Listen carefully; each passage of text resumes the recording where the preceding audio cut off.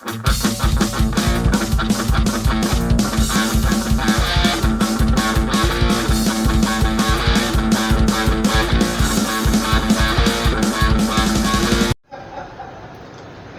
pessoal, sejam bem-vindos aqui a mais um vídeo aqui do Super Acadêmico, aqui na nossa playlist de normalmente segunda-feira, mas eu quero terminar essa playlist sem ser só segunda-feira, do livro Antropologia Cultural, do Luiz Gonzaga de Mello. Chegamos no episódio 19 e passamos das grandes escolas da antropologia, das novas tendências, vamos chegar agora nos principais temas da antropologia cultural. Antes de começar, não esqueça de se inscrever no canal, dar like no vídeo, comentar e compartilhar, certo? E você também pode ser membro do canal, você pode clicar aí no valeu e dar uma gorjetinha pro canal, você pode ser apoiador do canal, né? E até interferir nos conteúdos. Se você for apoiador do canal a partir de um certo valor, você pode ser apoiador e interferidor do conteúdo, tipo editor, né? E não se esqueça também que você pode dar uma olhada no meu novo livro e nos meus outros livros aí na descrição, tem todos os links aí. Eu vou ficar passando aqui os cards aqui durante o vídeo. Esse vídeo vai ser um pouquinho longo, talvez eu divida em duas partes, porque são muitos os temas da antropologia. Aí eu não sei se um vídeo só é suficiente para dar conta de todos. A gente vai vendo aqui, né? Vamos caminhando aqui. O ajudante aqui, Copilot, está aqui para tirar qualquer dúvida relacionada a dados. Lembrando que a inteligência artificial não é para te dar todas as respostas, é para te ajudar a formular respostas. Se você souber fazer a pergunta certa, você aprende bastante, certo? Então vamos nessa aqui falar dos principais temas da antropologia. Capítulo XI, né? 11. Diferenciação social. O que será esse tema da diferenciação social? Diferenciação social, o problema da desigualdade. Então, como disse uma vez um grande pesquisador do INEP, esqueci o nome dele, eu fui num evento lá em Pernambuco, lá em Recife, em 2008, 2009, não me lembro. E ele falou, desigualdade é quando você trata de uma maneira de comparar algo ou alguém em relação a outra coisa, certo? Então é um modelo de comparação. O problema da desigualdade. Diferenciação por sexo. Então toda a sociedade faz algum tipo de diferenciação por sexo. Então vamos ver aqui o que é que essa diferenciação por sexo traz de consequências nas diversas culturas. Diferenciação por idade, né? As gerações diferentes, né? Trata as diferentes gerações. E outros tipos de diferenciação social. Deixa eu ver aqui se tem epígrafes interessantes. Aqui tem o Margaret Mead. Margaret Mead já está aqui no nosso canal através do vídeo Sexo e Temperamento. Sexo e Temperamento, então dê uma olhada no vídeo sobre o livro dela, Sexo e Temperamento. Os óculos e os aparelhos de surdez. Deixa eu colocar o óculos aqui, porque está muito pequenininha essa letra aqui para eu ler. Os óculos e aparelhos de surdez estão eliminando as diferenças de performance entre as pessoas. A agudez da visão é um ingrediente primordial à personalidade de um caçador ou a abençoada miopia, parte do equipamento de um poeta. Aí dá para interpretar que tem a ver com a interferência tecnológica, certo? Então se você tem uma presença de tecnologias que mudam o aspecto da diferenciação social, você tem um efeito na cultura. Bom, problema da desigualdade. Aí ele começa aqui. A Constituição do Brasil, em seu artigo tal, diz assim: todos são iguais perante a lei, sem distinção de sexo, trabalho, credo religioso e convicções religiosas. Não, convicções políticas. Credo religioso e convicções políticas. Será punido pela lei o preconceito de raça.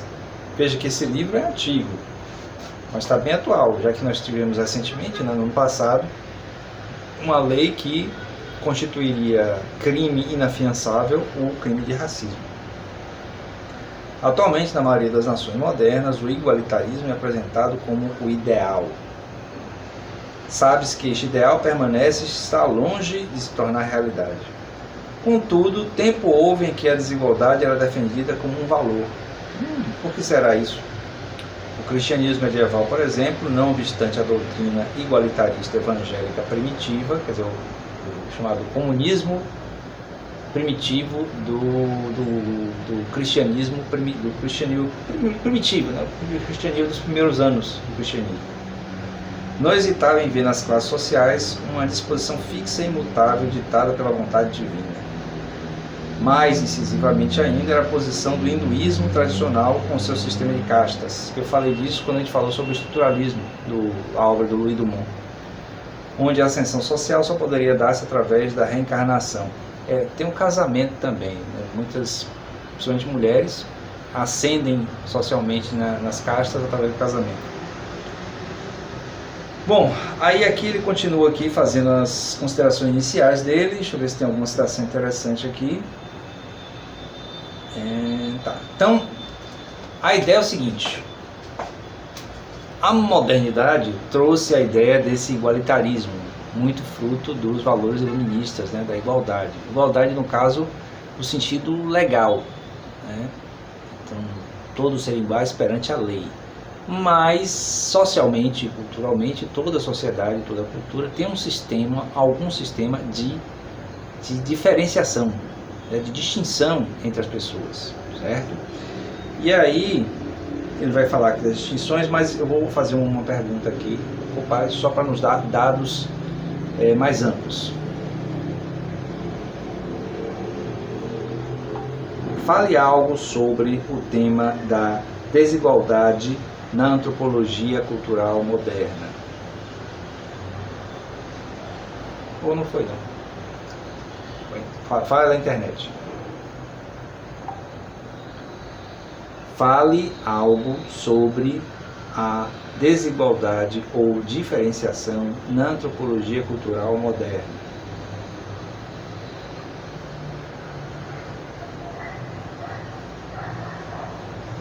Claro.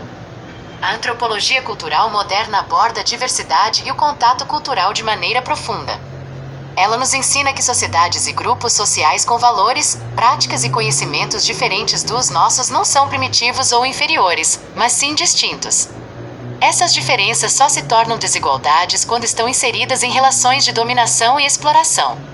Além disso, há debate sobre a produção do conhecimento e os limites das teorias estabelecidas, especialmente no contexto da educação e da sociedade moderna. A análise das relações entre antropologia, estudos culturais e educação é um desafio teórico importante nesse cenário. Vale lembrar que, mesmo em tempos de políticas multiculturais, antropólogos avançados questionam a noção clássica de cultura e exploram novos caminhos. Portanto, a antropologia continua a desempenhar um papel crucial na compreensão das complexidades culturais e sociais do nosso mundo contemporâneo.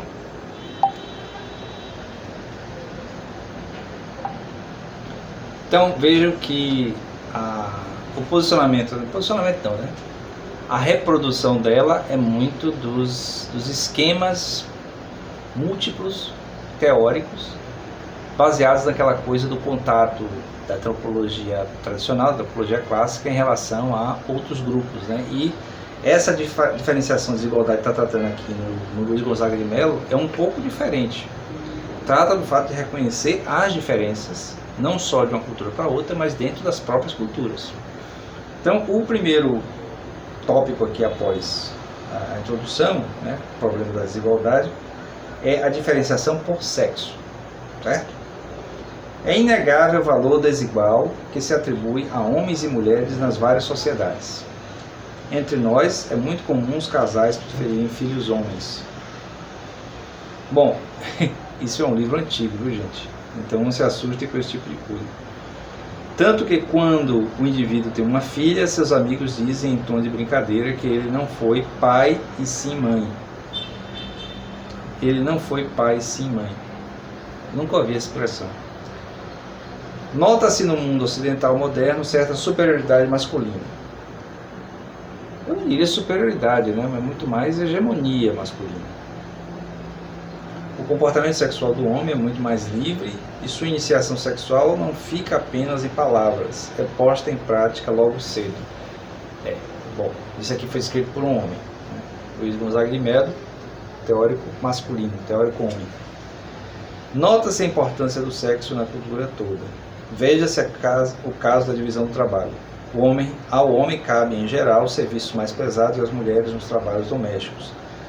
E a educação dos filhos menores. Ai, meu Deus. Chega da agonia ouvir uns negócios desses assim. Não se concebe, por exemplo, homens dedicados ao bordado e ao tricô. É verdade que ultimamente as mulheres lutam por se incorporarem no mercado de trabalho fora de casa. O fato de se atribuir ao sexo masculino o caráter de sexo forte é algo geral, mas há trabalhos leves que são quase exclusivamente do sexo masculino. Exemplos disso é o trabalho de escritório, principalmente de chefia. Aí estou mencionando outros trabalhos aqui: ourivesaria, sacerdócio católico, atividade parlamentar, entre outros. Naturalmente não faltam as exceções. Bom, aí eu vou ter que pausar aqui o que o Luiz Gonzaga está dizendo para a gente, para contextualizar, né? Então ele está falando isso aqui numa época bem diferente. Hoje em dia tem que ser bastante problematizado. Quer dizer, a primeira edição é de 1982. Então 40 anos atrás, mais de 40, né? 42 anos atrás. E nesse tempo as conquistas, né, e a maneira de ver a participação dessas diferenças sexuais na nossa sociedade mudou bastante. Então aqui, por exemplo, esse trabalho, esse negócio da chefia é bem interessante, porque realmente nas empresas, nas grandes empresas, ainda há uma predominância de homens nos quadros de chefia, especialmente as chefias superiores.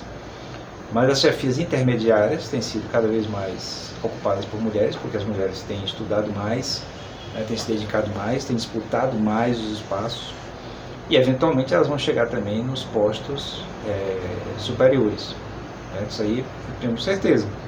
Então é uma coisa que é meio que inevitável no caminho que a nossa sociedade está cultivando, a não ser que haja alguma mudança drástica aí nos próximos, sei lá, nos próximos 25 anos, 50 anos, mas a tendência é essa.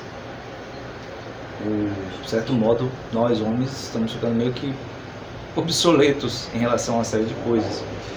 E aí, assim, essas diferenças elas vão se manter, mas não nesse sentido que ele está falando.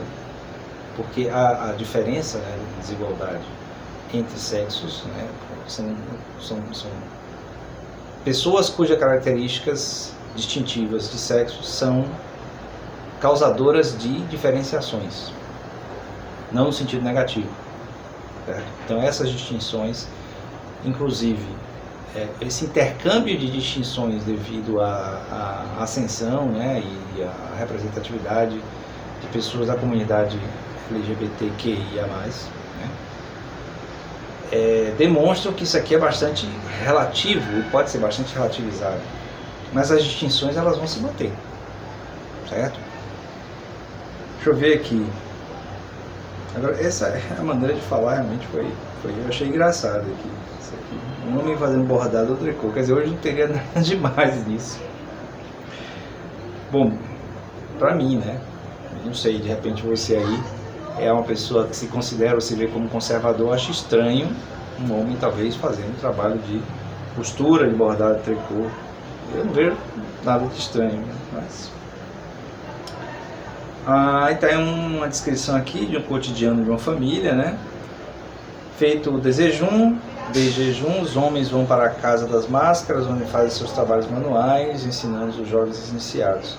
Os rapazes ali residentes desenvolvem com estruturas, aulas práticas e culturais, míticas ou sociais. As donas de casa cuidam da limpeza, dos alimentos das crianças, das atividades próprias de suas classes, de sua classe. Convém observar, desde já, que todas as sociedades até hoje estudadas reservam papéis diferenciados a homens e mulheres. Certo? Então, por exemplo, as sociedades indígenas, a maioria das sociedades indígenas brasileiras, assim, que ainda cultivam, né, cultivam, mantêm certos hábitos tradicionais.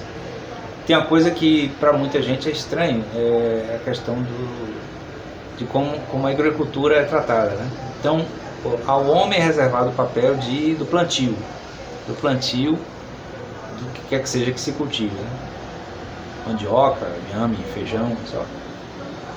E aí Na hora da colheita, que na verdade é o trabalho mais pesado, é um trabalho mais pesado a colheita do que o plantio, é as mulheres que fazem. E aí, assim, a interpretação que se faz desse hábito tradicional de algumas culturas indígenas é o fato de que o alimento sendo colhido já é considerado alimento, né?